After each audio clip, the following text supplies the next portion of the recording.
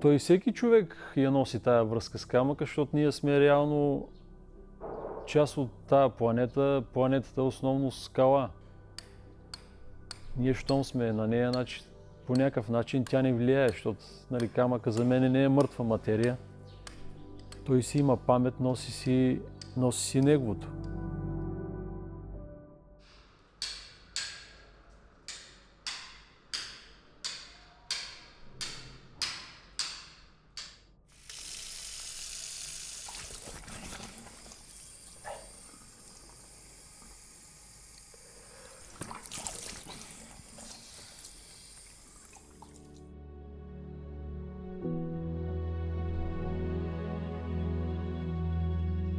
Кой е Оги? Оги е моя любим мъж. Огнен читак е Оги такъв какъвто е и такъв какъвто се представя пред света. Не знам, в това огнен читак се съдържа, може би, част от неговата същност, която е огнена.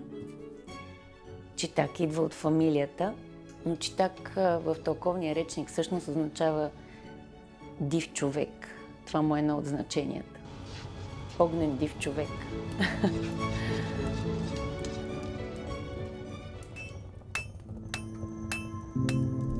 Първият камък, който работих, беше преди не знам колко години, но доста бях дете. И с един пирон на терасата, на плочките, които баща ми беше сложил, взех да чукам някаква буква. Оттам се почна.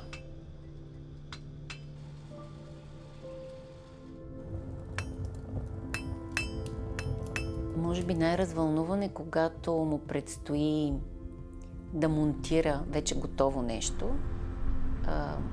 Дали е скулптура или е някакъв друг проект, нали, който изисква сложен монтаж, или примерно ще ходи за камъни някъде и това изисква координация между кранове, камиони, хора, нали, и това нещо страшно много го вълнува и не може да спи преди това.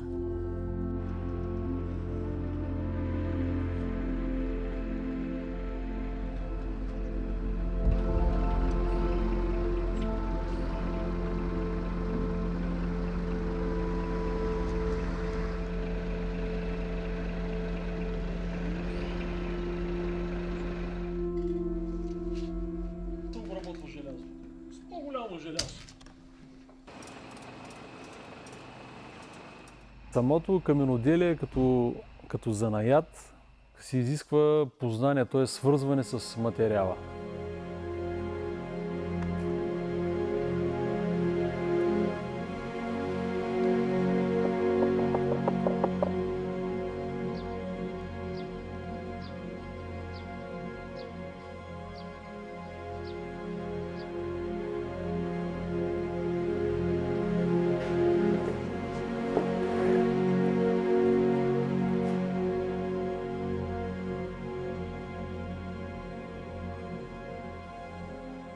Баща ми ме научи на работа, на занаят ме научи, но самата скулптура явно си я носих в мене си и това си е мой път.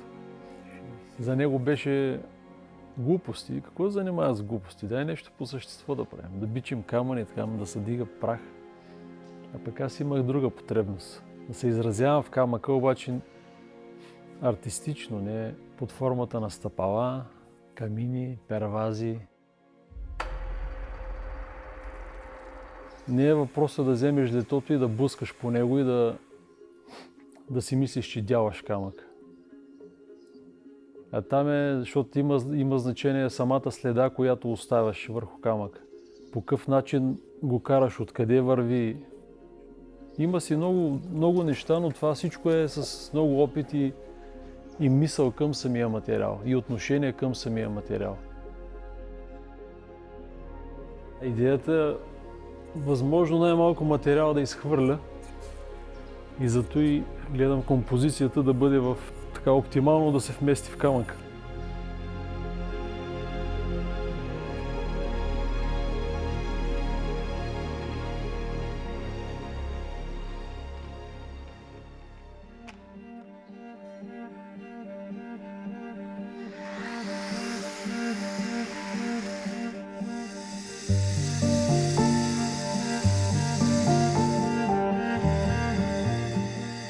Когато живееш с Оги, се налага да ти се промени отношението към всякакъв вид материал. Те обръщат внимание на разни детайли. Нали? Това, с което работят, им е важно.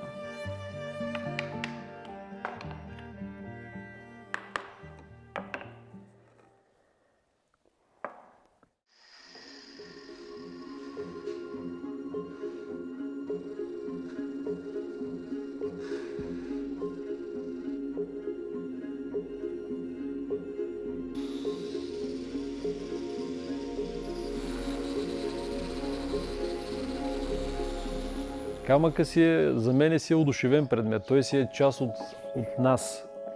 По-силното предизвикателство е, че ти работиш на момента с материала и влизаш в диалог с него. Ние сме в крайна сметка обвързани, зависими в огромна степен от този материал. И за мен нали, трябва човек да има уважение към тази материя.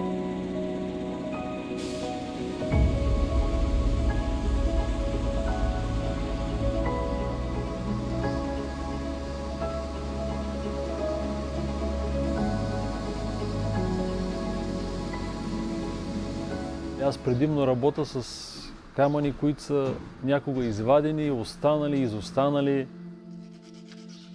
Деца викат, тук в близките години не съм ходил до реално находище да взема камък, който да е току-що добит.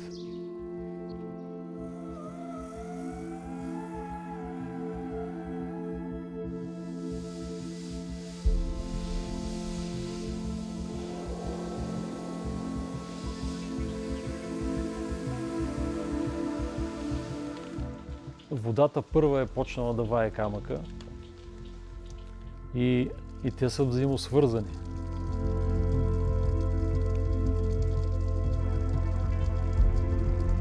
Един камък, като го видиш мокър, му виждаш, както казват, душата. А като изсъхне, вече душата излиза.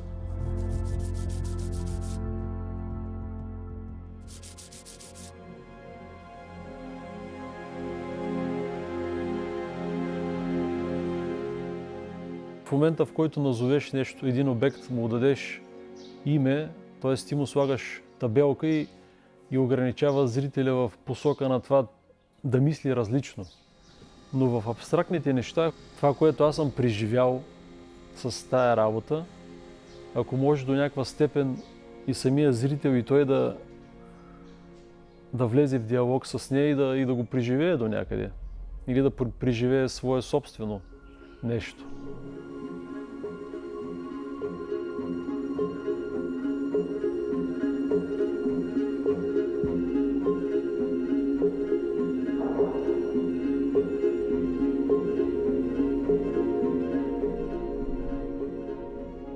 Значението на артисти в едно общество е огромно, защото артиста винаги гледа да разчупи рамката.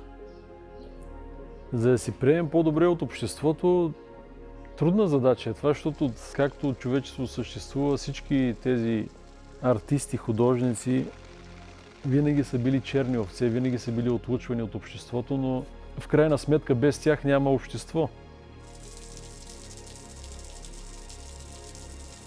Той човек стига до един етап, в който след всяко едно направено нещо вече има идея за още 2-3 неща. Тоест, когато си влезеш в ритъма и нещата идват. Като си в потока на творение, както казват някои, тогава нещата просто стават.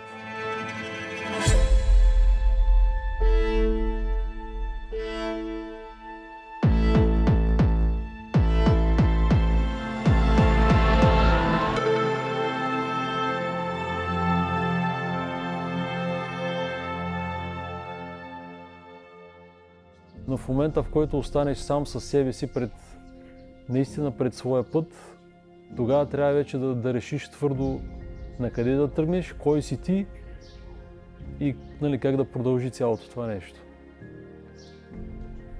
И там вече е интересното.